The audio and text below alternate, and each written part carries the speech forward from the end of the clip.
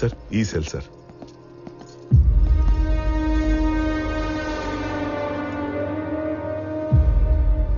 Open. Okay sir.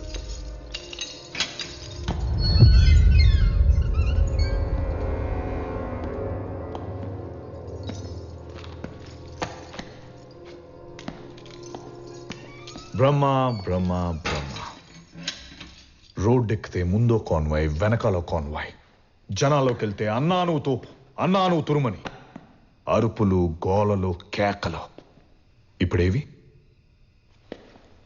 My experiments with truth. Mohan Das Karamchand Gandhi. ఒక పంచి, ఈ ఎక్స్పీరియన్స్తో నువ్వు కూడా బుక్ రాయి. ఆ బుక్ పేరు my results with truth by Brahma. జనాల కోసం పోరాడితే చివరికి మనకి ఏది మిగిలిండదని చదివిన ప్రతిఒడికి తెలుస్తుంది. బెస్ట్ సెల్లర్ అవుతుంది.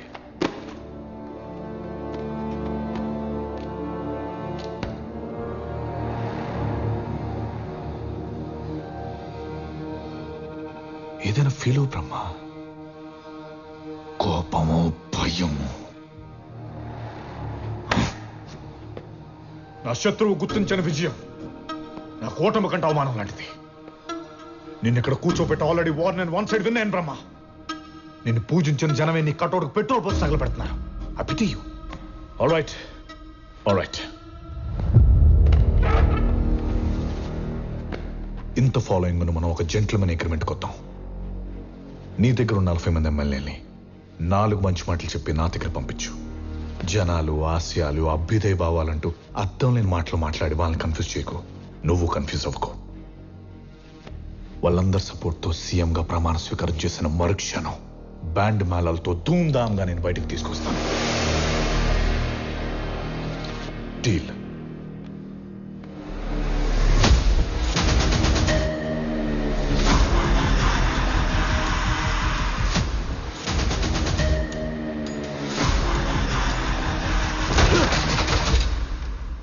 జైలు మెతుకులు తిని మహానుభావుడు స్టేజ్ నుంచి మామూలు స్టేజ్కి వచ్చావనుకున్నా. బడవాసం. ఇప్పుడు చెప్తున్నా, నీ దగ్గరున్న 40 మంది ఎమ్మెల్యేలని ఎలా లాక్కోలో నాకు తెలుసు. నువ్వు ఇక్కడే లైబ్రరీలో సాలి పురుగుల పుస్తకాల మీద పాకుతూ ఫ్యూచర్ని ఫినిష్ చేసుకో. ఫ్యూ డేస్ నెక్స్ట్ నేను సీఎం అవుతా. ఈ స్టేట్ ని నా కంటి సైగతో శాసిస్తా. నువ్వు చూస్తూ ఉండు. Open the door.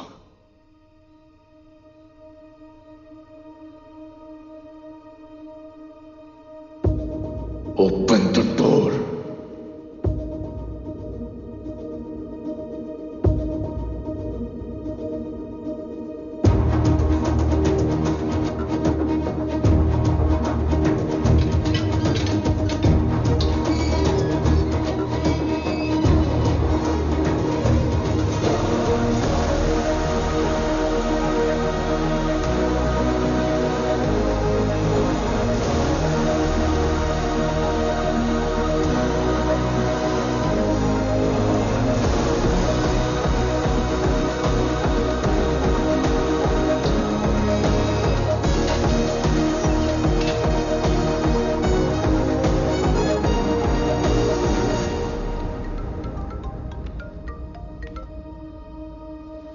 हेलो,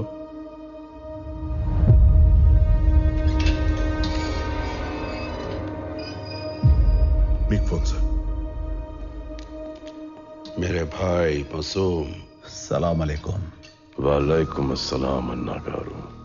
एक बात बताओ कि आपको आपके अलावा जेल में कौन डाल सकता है? ऐसा लगता है कि बड़ी लंबी प्लानिंग चल रही है. अपने इस छोटे भाई को भूलना नहीं. कहो तो अभी आ जाता हूं. इसकी जरूरत नहीं है. सही वक्त के लिए इंतजार करेंगे. Wait for my command. जरूर. खुदा हाफिज. खुदा हाफिज.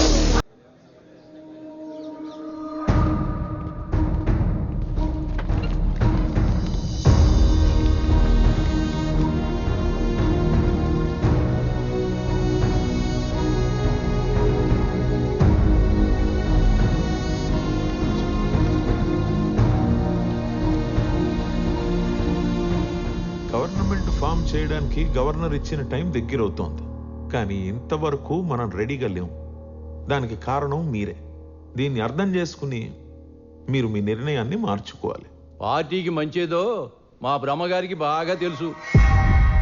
ఆయన మాట దాటి మేము ఏమీ చేయలేం. అంటే అధికారం అపోజిషన్ చేతిలోకి వెళ్ళిపోయినా పర్లేదంటారు మీరు, అంతేగా?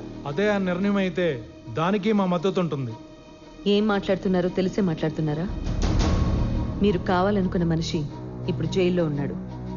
దాని కారణంగానే పార్టీలో కూడా లేడు. బ్రహ్మగారు పార్టీలోనే ఉన్నారమ్మా. 40 మంది ఎమ్మెల్యేలు, 9 మంత్రులు, లక్షల మంది కార్యకర్తల రూపంలో మాతోనే ఉన్నారు.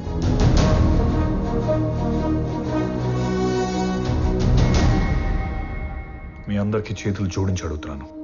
ఇది మహానాయకుడు పీకేఆర్ స్థాపించిన పార్టీ. దయచేసి ముక్కలు చేయకండి. నాలో మీకు ఏం నచ్చలేదో చెప్పండి, మార్చుకుంటాను. మార్చుకోవాల్సిన అవసరం లేదండి. నేను అడిగేదానికి సమాధానం చెప్పండి. ఇంతకాలం పీకేఆర్ పక్కన ఉన్న బ్రహ్మ ఇప్పుడు మీ పక్కన ఎందుకు లేరు? ఎందుకంటే జై పక్కన నేనున్నాను కాబట్టి. చూడండి, నేను మా నాన్న కంటే మొండిదాన్ని. ఆ విషయం మీ గ్యాంగ్ లీడర్కి బాగా తెలుసు. పార్టీని ఎలా కాపాడుకోవాలో, జైని సీఎంని ఎలా చేయాలో నాకు తెలుసు. మినిస్ట్రీలో ఉంటారో లేదో మీరే డిసైడ్ చేసుకోండి. ఐమ్ డన్ జై. It's over with them. ఏమ్మా సత్య,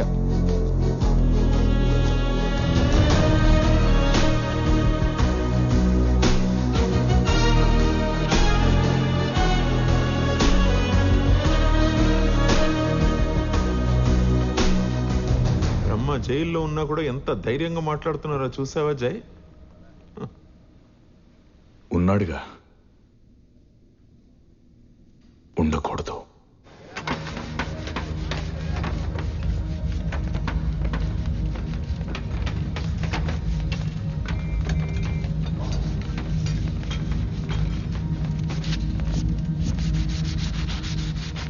బాగా ఆలోచించే లోపలికి వచ్చారుగా. నిన్ను చంపడానికి చాలా మంది కాచు కూర్చున్నారు. ఆ అవకాశం మాకే వచ్చింది. నన్ను చంపడానికి అవకాశం మాత్రమే సరిపోతుంది అనుకుంటే అవి చాలా మందికి వచ్చాయి, పోయాయి. ఈ బ్రహ్మ మాత్రం అలాగే ఉన్నాడు.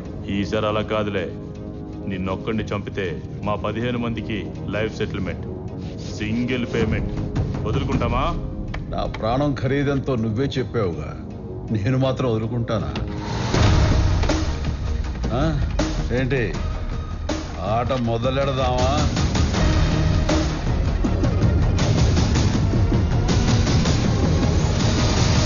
సార్, ఆ కార్పెట్ సెక్షన్ లో గొడవ జరుగుతుంది సార్.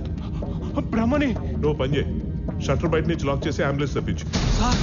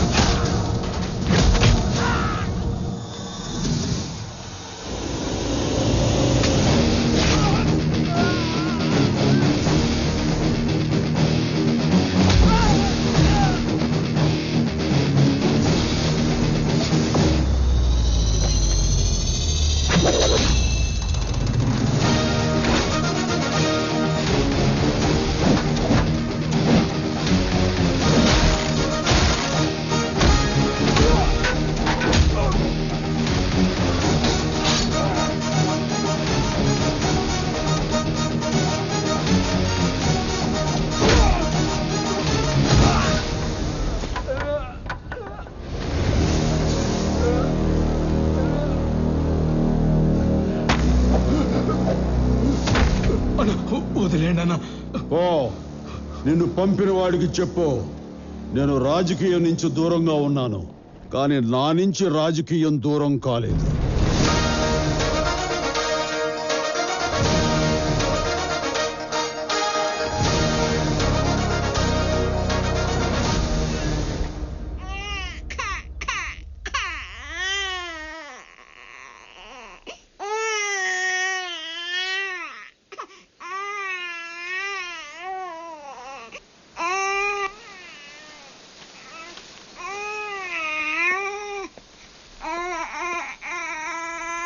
అక్కడ బాబు అంతలా ఏడుస్తుంటే చూస్తూ కూర్చున్నావేంటే?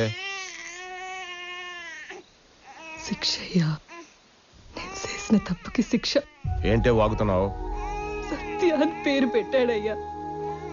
నేను అబద్ధం చెప్పిన దగ్గర నుంచి నా దగ్గర పాలు కూడా తాగట్లేదు.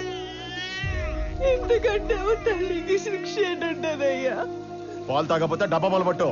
నేను ఇంత బతుకున్నా నీకు అర్థం కావట్లేదా? నేను అబద్ధం మొత్తం బతకలేను. ఆ టీవీ వాళ్ళతో నిజం చెప్తే తప్ప నాకు మనశ్శాంతి ఉండదు. నన్ను తీసుకెళ్తావా లేదా? చెప్పుకోటి.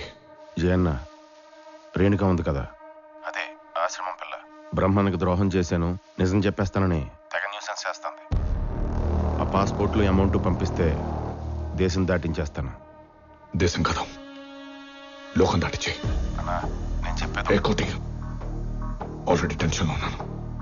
ఇరిటేట్ చేయకు, లేపే ఇద్దరిని.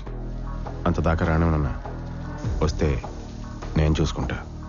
ఆ బ్రహ్మ మీద కోపం వాడి మీద చూపిస్తావేంటి? ఇప్పుడు దాకా నా పాలిటిక్సే చూసా, ఇప్పుడు నా పాలిటిక్స్ కూడా చూడు.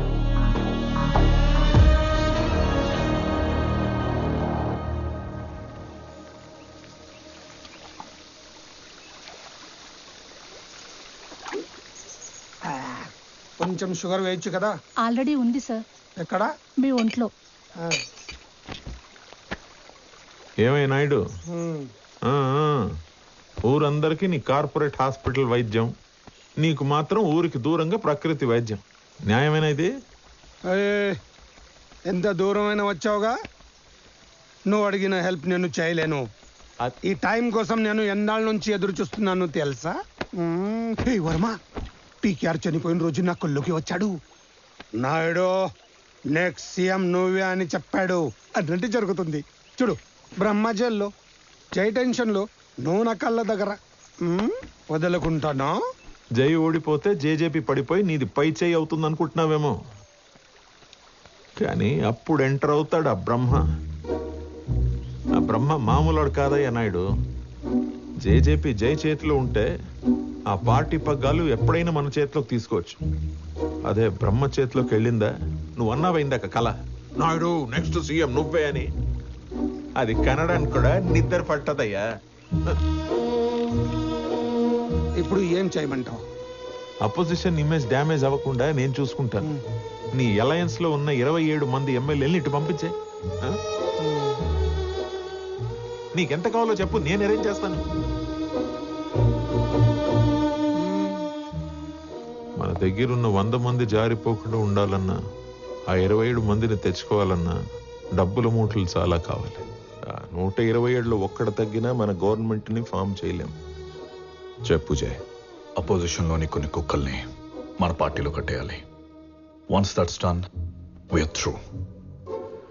అంత నీ చేతిలోనే ఉంది. ఆల్రెడీ టింబర్ ఫ్యాక్టరీ విషయంలో లూకాస్ కోపంగా ఉన్నాడు. అబ్దుల్, లాస్ట్ టైం మనకు అడ్డొచ్చిన వాడు ఇప్పుడు జైల్లో ఉన్నాడు. ఇక్కడ మనల్ని అడిగేవాడు, అడ్డుకునేవాడు ఎవడు లేడు. ఆల్రైట్, నేను సీఎం అయిన తర్వాత డ్రగ్స్ నా స్టేట్లో పెట్టుకోవచ్చు అని చెప్పే కదా. You need not wait. మనీతో పాటు డ్రగ్స్ పంపించి ఇమీడియట్ గా బిజినెస్ స్టార్ట్ చేసుకోండి. ఓకే జయ్, నీ కోసం నేను లూకాస్తో మాట్లాడి ఒప్పిస్తాను. ఆల్రైట్.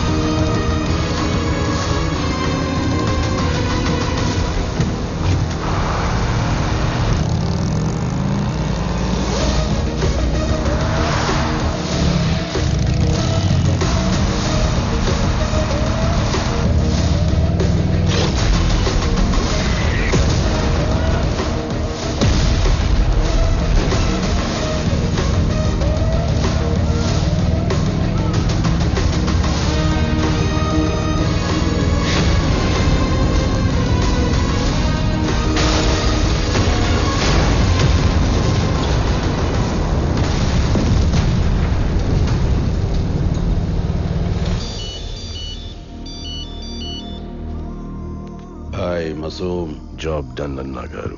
శుక్రియా. కంటైనర్ బ్లాస్ట్ చేశారా? ఎవరు? ఎలా? ఏం మాట్లాడుతున్నావు జయ్? మనం చెప్పిన టైంకి డబ్బులు ఇవ్వకపోతే అపోజిషన్ మద్దతు దక్కదు మనకి. బ్లాస్ట్ అంటే ఇప్పటికే 2 సార్లు రిక్వెస్ట్ చేసి గవర్నర్ మీటింగ్ ని వాయిదా వేస్తూ వస్తున్నాను. ఏం చెప్పంటావు గవర్నర్కి? ఇలా అయితే నువ్వు సీఎం అవడం చాలా కష్టం జయ్. ఆ డబ్బు నాతే రాకుండా ఎవడు ఆపుతున్నాడో ఆలోచించి మానేసి.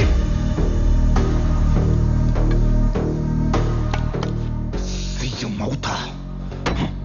సరే సరే, ఎందుకు టెన్షన్ పడుతున్నావు? వదిలే.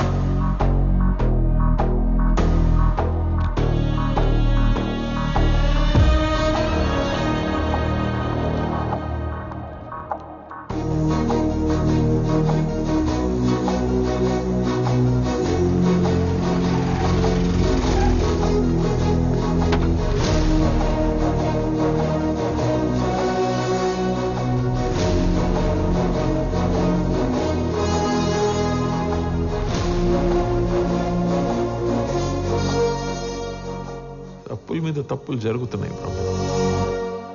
అసలు నీకు ఇంత అన్యాయం జరిగినా అండగా ఉండాల్సిన పార్టీ నీకు ద్రోహం చేసింది. ఎంత దారుణం! ఈ తప్పులన్నీ జరగడానికి కారణం అజయ్. పీకేఆర్ గారి లోటు కనిపించకుండా పార్టీని ముందుకు తీసుకెళ్దామని వాడితో చేరాను. అసలు జరిగిన దానికి నేను క్షమాపణ ఎలా అడగాలా నేను ఆలోచిస్తుంటే నేను చంపడానికి వాడు మనుషుల్ని పంపిస్తాడా? చచ్చ, ఎంత దారుణం, ఎంత దిగజారుడుతాను. నేను తప్పు చేశాను బ్రహ్మ, నువ్వు నన్ను క్షమించాలి, తప్పదు. ఇందుకోసమే వచ్చావా?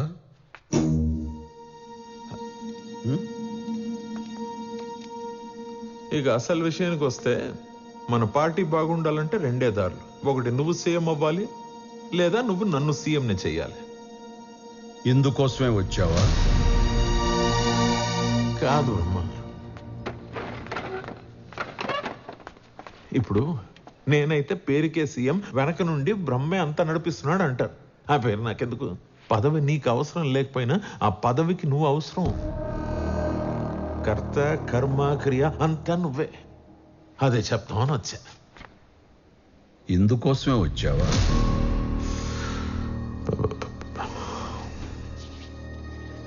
సరే బ్రహ్మ, ఒప్పుకుంటున్నాను.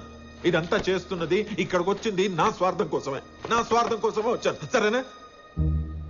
మన పీకేఆర్ గారితో ఉండి ఉండి గెలుపుకి అలవాటు పడి పదవే ఒక వ్యసనంగా మారిపోయింది నాకు. దాంట్లో తప్పే ఉంది. ఇప్పుడు చెరువులోని చేపలు ఆకలి కోసం నాచుని తింటాయట. ఏదైతే ఆ మురికి క్లీన్ అవుతోందిగా, ఆ చేప నేననుకో నా ఆకలి కోసం తిన్నా మన జనజాగృతి పార్టీ ప్రక్షాళన అవుతోంది కదా. అసలు కళ్ళు చూసి నిజం చెప్పకుండా ఉండలేకపోతున్నాను బ్రహ్మ.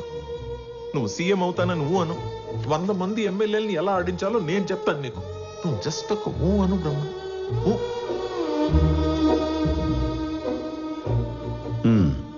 అమ్మాయ్యా, ఈ ఒక్క ఊ చాలు నాకు. ఇందుకోసమే వచ్చావా అని అడిగి అడిగి అసలు ఈ భూమి మీదకి ఎందుకు వచ్చానా అని గుర్తు చేసావు నాకు. ఇక నేను చూసుకుంటా, మాటల్లో కాదు చేతల్లో చూపిస్తా.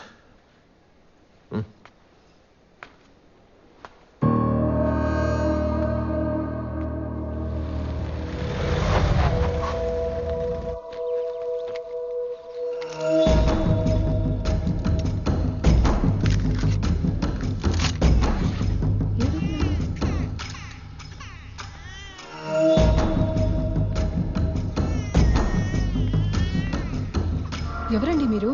కోటి లేడా? ఎవరు? నువ్వు వచ్చావేంట్రా? నేనే వస్తాను కదా. నన్నే సెటిల్ చేసి రమ్మన్నారు. ఎవరండి ఆయన? చెప్తాను, ముందు నువ్వు వెళ్ళి కాఫీ తీసుకురా.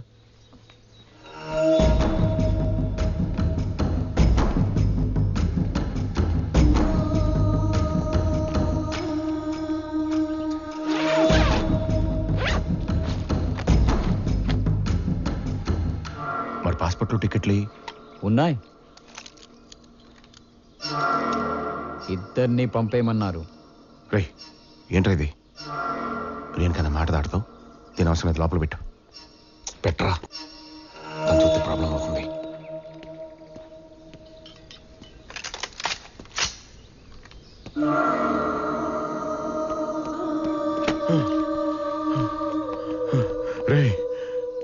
విడిచిపెట్టరా.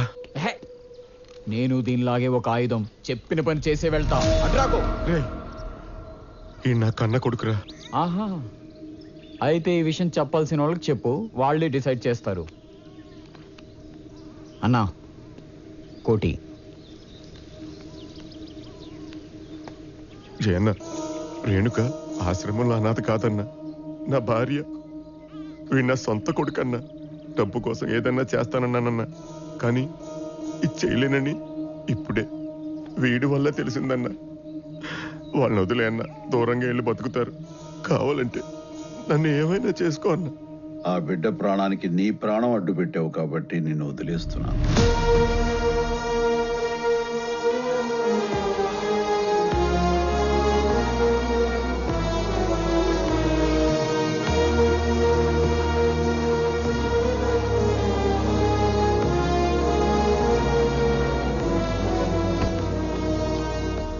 రమ్మన్నా, నన్ను క్షమించన్నా. నిన్ను క్షమించడానికి నేను మహాత్ముని కాను, అన్ని ఓర్చుకోవడానికి పరమాత్ముని కాను. తప్పు ఏమాత్రం సహించలేని ఓ సాదాసీదా మనిషిని. నాన్న ఉండి లేకుండా బతికే జీవితాన్ని నీ బిడ్డకివ్వకు. ఇక నుంచి అయినా రేణుకని నీ బిడ్డని ప్రాణానికి ప్రాణంగా చూసుకో, లేదంటే నీకు ప్రాణమే లేకుండా పోతుంది. జై రేంజ్కి డబ్బు కోసం పనిచేసే నీలాంటోడు ఒక్కడుంటే,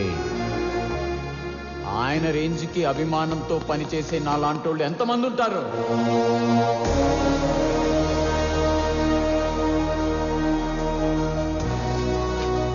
ఇదిగో నీ పాస్పోర్ట్స్, టికెట్స్.